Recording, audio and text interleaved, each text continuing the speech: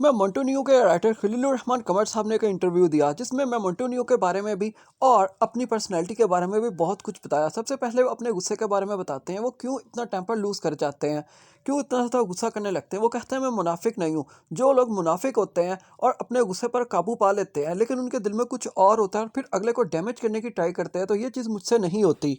जो चीज़ मेरे दिल में है वही मेरी ज़ुबान पर है और ये एक बहुत अच्छी बात है। लेकिन आजकल के माशरे के अंदर, सोसाइटी के अंदर इस चीज़ के साथ जीना बहुत मुश्किल है। अपनी वीडियो में आगे बढ़ें और खलीलुर रहमान कंवर साहब ने अपने ड्रामास के बारे में और अपने बारे में क्या कुछ बताया आपके साथ शेयर करें। इससे पहले आप लोगों से रिक्वेस्ट है, काइंडली हमारे इस चैनल को ज़रूर सब्सक्राइब कर दें। उन्होंने लड़कियों के बारे में, औरतों के बारे में बताया, क्यों उनको उनके हक नहीं मिलते, क्यों उनकी अच्छी अपब्रिंगिंग नहीं की जाती। वो ये कहते हैं जब तक बेटियों की शादियां अब्बा करते रहेंगे और बेटियों के अगेंस्ट जाकर शादियां होती रहेंगी बच्चियों की, तब तक कभी भी किसी औरत को उसका हक नहीं मिलेगा।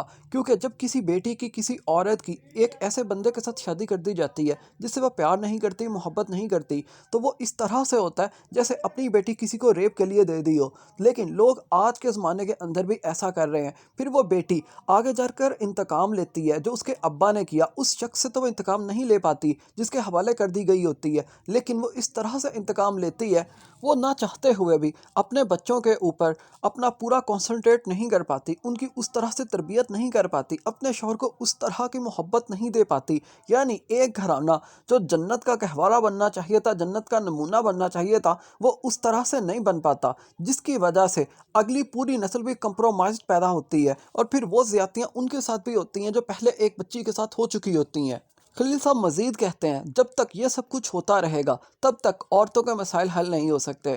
खलील साहब ने तो जो भी कहा, लेकिन यहाँ पर मेरा ये मानना है काश हम किसी राइटर से या किसी बड़े बंदे से ऐसी बात भी सुने जो हकीकी मायनों के अंदर लड़कियों के, औरतों के हकूक़ की बात करे और बात भी ऐसे करे कि लड़कियों को इक्वलिटी के हकूक़ मिलने चाहिए। और इक्वलिटी के हकूक़ तभी मिल सकते हैं जब स्टेट इस बारे में सोचेगी, इक़दामात करेगी। आज के दौर के अंदर आपको पता है 1/3 कोटा रख दिया जाता है वुमेंस के लिए, किसी भी जॉब के लिए, किसी भी जगह के ऊपर।